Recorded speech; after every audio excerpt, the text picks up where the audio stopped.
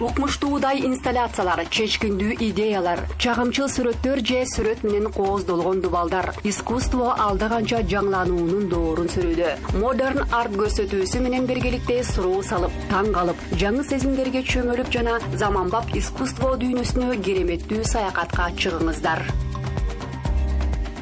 Бүгүнкү көрсөтүүдө Эдуард Казаряндын темирдей бекем мамилелери, биздин адамдар Диордун катарында, керексиз сүйүүнүн жакшы жактары, искусстводогу энелик туюм, кызыл сезимдердин негизги өңү.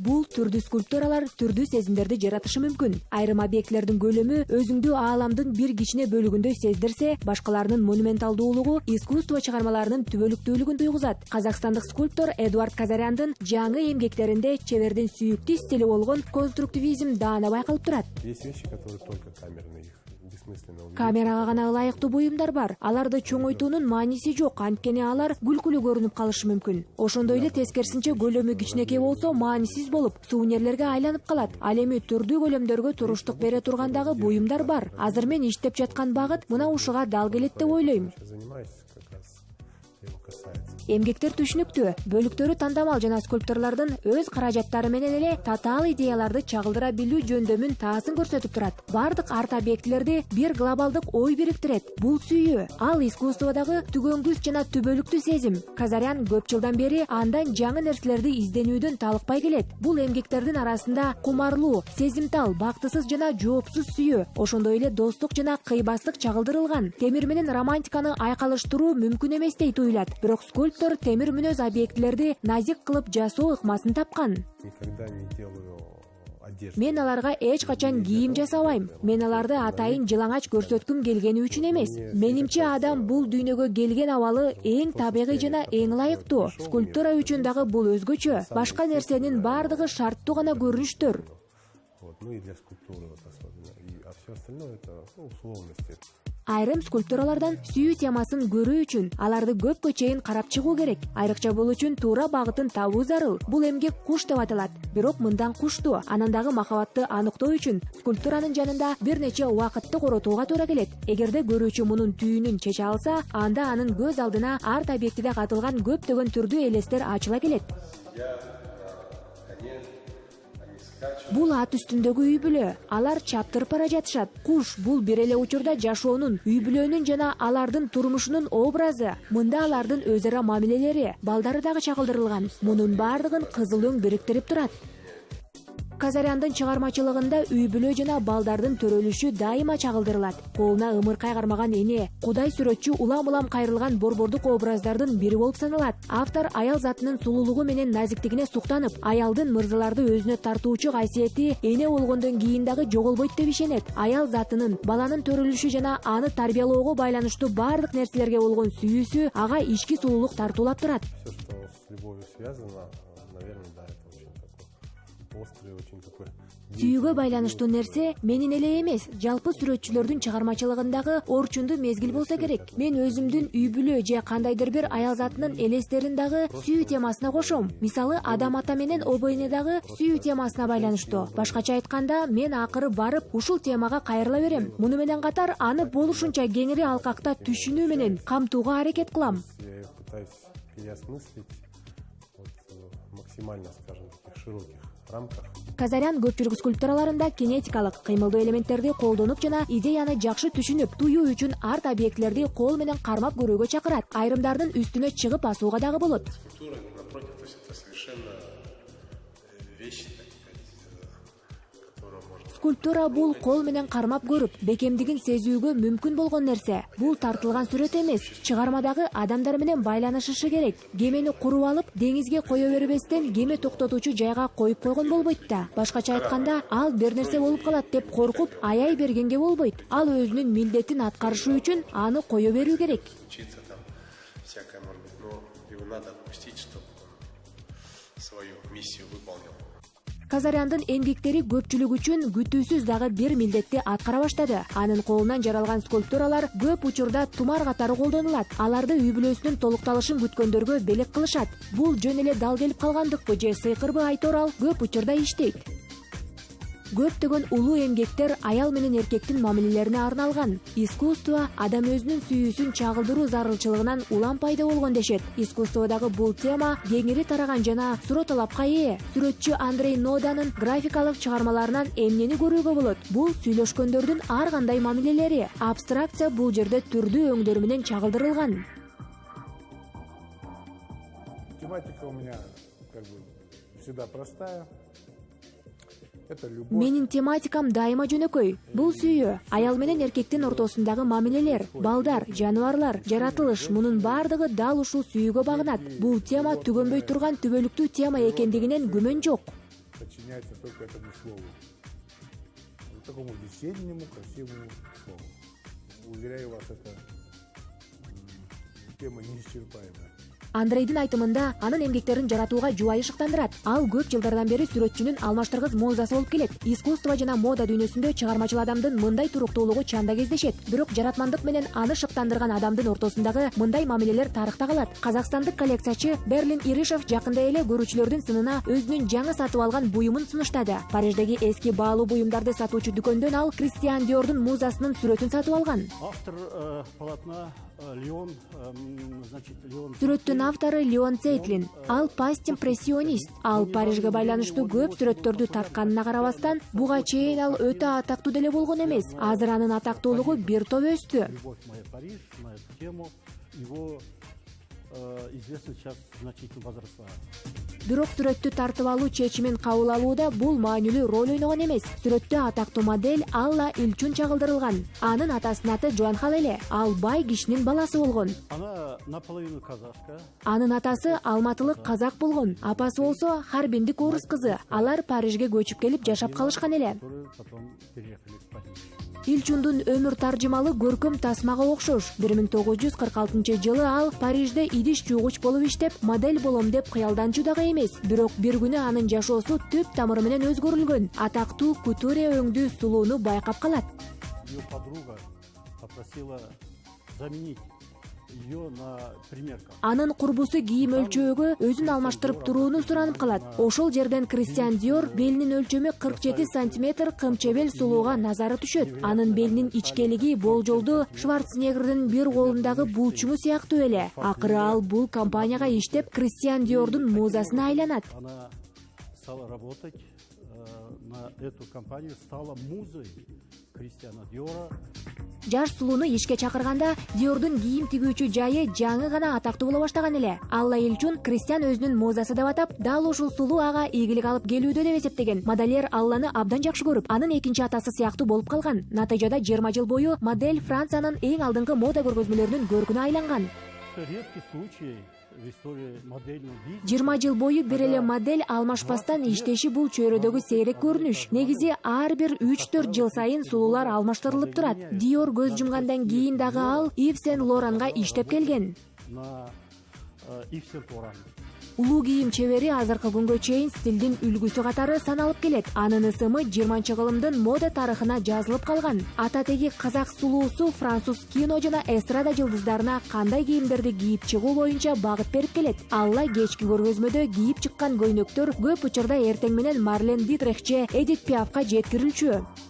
Речь идет о таком уникальном человеке. Сөз моданы жаратууга салым кошкон улуу жана сулуу айым тууралуу болуп жатат. Ошол учурда ал мышыктын көз карашы деген сөздү ойлоп тапкан. Бул көздү боёу ыкмасы. Азыр мына ошол сызма кылып көзүн боеп жүргөн кыздар Алла Илчундун жолун жолдоочулар десек болот. Носит от стрелки, это происходит от Аллы и Илчун.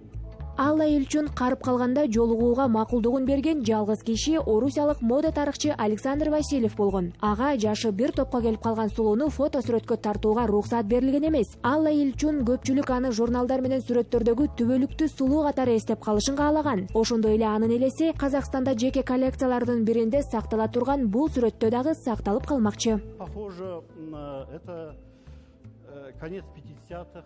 Бул 50-чү жылдардын соңу же ортосу болсо керек. Сүрөттө ал бирөөнүкүндө мейманда. Бул сүрөттүн негизги түп нускасында кийим илүүчү жайда деп аталат. Башкача айтканда ал мына ошол хан сарайдан чыгып келе жатат. Оливье Вальмьер Элисей талаларындагы Петит Пале. Башкача айтканда Чакан хан сарай тууралуу сөз болуп жаткандыгын аныктаган. В Пале на Елисейских полях. Птий поле, то есть Малый дворец. Чыгармачылыкта ким болбосун шыктандыруучу боло алат. Жаш сүрөтчү Асель Кенжетаева эненин сүйүүсү качандыр бир убакта анын башкы шыктандыруучу булагы болуп калат деп элестеткен дагы эмес. Я начала рисовать после рождения ребенка. Мен эне болгондон кийин сүрөт тарта баштадым. Мурда кесибим боюнча гана сүрөт тартчу элем. Башкача айтканда кийимдердин үлгүлөрүн гана тартчумун. Балалуу болгондон кийин гана өзүмдү сүрөтчү катары эсептеп, көргөзмөлөрдү уюштура баштадым. Эне болуу бактысы мага эргүү берип, кандайдыр бир чоң түрткү болду окшойт. Бүгүнкү күндө Аселдин чыгармачылык коллекциясында жүздөгөн наристелер менен аялдардын элестери бар. Бул сүрөттөр көрүүчүлөрдү жайкы эс алуулар айылда чоң эненин жанында өткөн бактылуу балалык дүйнөсүнө алып учат. Кенжетаева эмгектери кандайдыр бир көзгө көрүнбөгөн күчтүн аркасы менен жараларын айтат. Мен кичине балдарды тарта баштаганым өзүм үчүн дагы таң калыштуу болду. Мен өзүм энемин, 6 жаштагы уулум бар. Дайыма балага көз салуу мына бул жеримде сакталып калса керек. Ошондуктан аны кагаз бетине түшүрүүгө ашыксам керек. Менде эне болуу темасына арналган сюжеттер өтө көп. Бул дагы менин эркиме баш ийбеген көрүнүш. Бул учурда мен өзүмдүн сезимдеримди чагылдырат окшойм. Асел өзүнүн багытын тез тапкан. Ал өзүнүн эмгектеринде графика ыкмасын колдонот. Биринчи сүрөттөрү ак кара түстө болсо, азыр өнөр позаларга түрдүү өңдөрдү кошо баштаган. Буга карабастан анын чыгармачылыгындагы каармандар өзгөрүүсүз калууда. Бул стилдин аркасы менен Кенжетаеваны сүрөт алдындагы кол тамгасыз эле таанууга болот. Сүйүү темасы искусствонун бардык тармактарында бар. Акын жазуучулар, музыканттар, сүрөтчүлөр бул темага дайыма өзгөчө көңүл бурушуп, көп убактыларын арнашкан. Бул таң калыштуу эмес. Чыгармачылыктын улуу максаты бул адамдардын жүрөгүн козгоо болуп саналат. Ошол эле учурда сүйүү идеяларды жаратуучу, адамдын чыгармачылыгын өркүндөтүүчү маанилүү күч болуп келет. Көрүүчүлөр алардын сезимдерин козгогон бардык элестер менен идеяларды кош колдоп кабыл алышат. Мындай чыгармаларда сүрөтчү адамдардын жан дүйнөсүн даана туюп, алардын сезимдерин укмуштуудай сөз бермектерин тандоо менен чагылдыргандай элес берет. Карагоз не может разобраться в своих чувствах и мыслях, поэтому не в силах принять какое-то решение. Это и бесит, стремится наконец уже что-то, что для тебя важно. Все это или я? Сүйүү темасы түбөлүктүү тема болгондуктан классиктердин чыгармалары эч качан эскирбейт. Алар дайыма заманбап оюндарда жаңы жашоо алышат. Быйыл немис драма театры Мухтар Ауезовдун Кара көз драмасын сунуштады. Спектакльде кайгылуу сүйүү баяны би жанрында чагылдырылган. Бул өтө сезимтал, кызыктуу оюн болгон. Анда казак элинин каада салты, улуттук бийлери дагы чагылдырылган. Бийдин өзү заманбап балет болгону менен андан казак бийин дагы көрүүгө болот. Мухтар Ауезовдун пьесасы бул кыздын аталаш агасына болгон тыюу салынган сүйүү баяны. Ашыктарды бири-биринен ажыратуу максатында Кара көздүн жакындары аны башка жигитке турмушка беришет. Сүйүүсүнүн ажыраганына чыдабаган кыз каза болуп калат. Драманын мазмуну спектакльди татаалдаштырганы менен ар түрдүү түшүндүрмөлөргө мүмкүндүк ачып берген. Спектакльде ойногон бардык кыздар бул кара көз болгону ар бири өзүнүн кара көзүн ойношот. Менин каарманым комузга айланган кара көз. Бул анын ыйы, муңу жана сүйүүсү. Театр бул оюн менен активдүү гастролдо келет. 2017 жылы болгон премьерасынан кийин спектакль Европанын бир катар өлкөлөрүндө коюлган. Сүйүү темасынын географиялык чеги жок. Андыктан кара көз тууралуу баян жер жүзүнүн кайсы жеринде болбосун көрүүчүгө түшүнүктүү. Искусствонун күчү мына ушунда. Сүрөтчү өз колу менен жаратып, жан дүйнөсүнөн чыккан нерсе башка адамдарга жагып турганы керемет эмес эмне?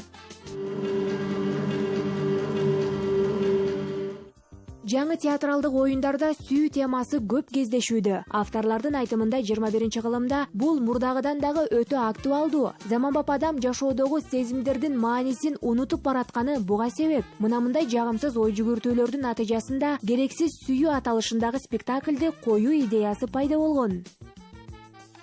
Мы решили поговорить об этом, потому что Акыркы учурда сүйүү саркеч болбой, олуттуу эмес болуп бараткандыгынан бул темага кайрылууну чечтик. Адамдар эмнегедир сүйүү жашоодо анча маанилүү эмес деген чечим чыгарышкандай. Ошол себептен биз сүйүү сезими биздин өмүрдөгү эң маанилүү нерсе экендигин эске алууну чечтик. чуть ли не самое важное, что есть у нас, любовь. Оюнду чагылдырууда бий ыкмасын тандап алышкан. Биринчиден учурда мындай спектакльдерде ойногон саркеч, экинчиден бий өнөрүн чечмелөөнүн зарылчылыгы жок, ал бардыгына түшүнүктүү. Герексиз сүйүү оюнун Юлия Башеева койгон. Ал биринчи кезекте театрдын режиссеру жана экинчиден бий кыймылдарын сүйүүчү. Ошол себептен хореография бул олуттуу нерсени чагылдыруунун ийгиликтүү куралына айланган. Не зря мы выбрали именно такой подход. То есть мы не говорим о любви. Биз бул теманы бекерден тандап алган жокпуз. Көп адамдар сүйүүнү маанилүү эмес сезим катары кабыл алып калышкандыгынан улам бул тууралуу үн катууну туура көрдүк. Дене кыймылынын тили эмоцияларды берүүнүн эң чынчыл ыкмасы деп эсептейм. Бул сезимдерди чагылдыруунун эң туура ыкмасы. Способ передачи эмоций. Это самый честный способ передачи чувств. Режиссер көрүүчүлөрдү өтө аша чапкан символика менен жүктөбөнү чечкен. Спектакльдеги бардык кыймылдар абдан жөнөкөй. Бул эч кандай чечмелөөнүн зарылчылыгы жок өзгөчө түшүнүктөр. Мисалы, жаш жигит кызды жаандан кол чатыр тосуп коргоп жатат. Юля бул көрүнүштү түзмө-түз кабыл албоону сунуштайт. Ошол эле учурда маанисин өтө эле татаалдаштыруунун дагы зарылчылыгы жок экендигин айтат. Очень часто мы ждем, что Көп учурда биз жашообузда өзүнүн сүйүүсүн арнап, аны менен бизди толук курчай турган адамды күтө беребиз. Кимдир бирөө жылуулук тартууласа абдан жагымдуу. Азыр сиздер мына ошону көрүп жатасыздар. кто-то накрывает нас теплом, что сейчас, собственно, и происходит. Бул учурду дагы эки маанилүү чечмелөө мүмкүн эмес. Жигит сүйүктүүсүнүн алдында тизелеп турат. Бул кимдир бирөө өмүр бою күтүп өткөн өтө олуттуу, толкунданткан учур. Думаю, вот этот момент все узнают. Мындай учур ар бир эле кишиге тааныш болсо керек. Бул бири-бирине ашык болгон, ар бир аял менен эркектин көптөн күткөн олуттуу учур эмеспи? Муну чагылдырып көрсөтүү дагы өтө жөнөкөй. И очень просто передать. Бул спектакльде режиссер болочок актерлорду, бийчилерди жана музыканттарды сахнада бирге чогултууга жетишкен. Акыры ар бир катышуучу өзгөчө милдет аткарган укмуштуудай кошулма пайда болгон. Ошол эле учурда жалпы көрүнүш шайкеш келиши керек. Бул үчүн сахнадагы кимиси актер, кимиси чебер бийчи экендигин көрүүчү айырмалай албагандай чебердик менен ойноо талап кылынат. Бизде бир сахна бар. Бул кеңсе, бул чыныгы тангонун өзү. Мындан тышкары биз бул бийди актриса жана бийчи кыздар менен шиш такачан бийлейбиз. Башында актерлор даана көрүнүп, бизден айырмаланып калышчу, анткени биз өмүр бою муну менен алектенип келебиз. Актерлор болсо жаңы бийлеп жатышпайбы? Буга байланыштуу башында бир топ кыйынчылыктар жаралган, бирок акыры бардыгы эң мыкты деңгээлге жеткирилди. Спектакль эмне тууралуу? Каармандар мектеп босогосун аттап, чоң турмушка кадам ташташат. Ошол учурда алар бири-бирине эстафета таякчасы сыяктуу керексиз сөздөрдү, көз караштарды, сезимдерди узатышып, чынжырча кубулушун пайда кылышат. Эркектердин мушташы менен коштолгон үйлөнүү тою, аялдардын африкалыктардыкындай кумардануусу, кинодогу жолугушуу, чоочун бирөөнүн кумары. Режиссердун айтымында бул ойдо чагылдырылган окуялар эмес, бул күнүмдүк турмуштан алынган баарына тааныш окуялар. Есть моменты, которые ты чувствовал в жизни сам. Мында сен өзүңдүн жашооңду башыңан өткөргөн, сезген учурлар дагы бар. Досторуңдан, тааныштарыңдан уккан бардыгына тааныш учурлар дагы бар. Мунун бардыгын сезип, таасын аткара билүү бир четинен оңой эмес, анткени мурда башыңдан өткөн жагымсыз учурлар эсиңе түшүп ыңгайсыздык жаратат. Когда-то происходили уже не всегда комфортно. Акыры сюжет абдан татаалдашып, андан чыгууга жол таба албай калганга чейин жетет. Ошондуктан оюндун аягы жагымдуу окуялар менен бүтүшү үчүн режиссердо бир гана мүмкүндүк бар. Бул тасманы артка чагылдыруу. Ал эми көрүүчү болсо, жаштар мектеп вальсинин коштоосунда бакыт тууралуу кыялданып жаткан учурга спектакльдин баш жагына кайтып келишет. Эта тема будет всегда актуальна. Бул тема дайыма олуттуу болуп кала берет. Анткени ар бир адамда ар качан керексиз сүйүү сөзсүз болот. Кимдир бирөө бир адамды сүйсө, анын сезимдери ал аздектеген адамга керек эмес болгон учурлар көп эле кездешет. Мени сүйгөн адам сени менен болууну кааласа, сен буга макул болосуң же таптакыр эле буга жол бере албайсың.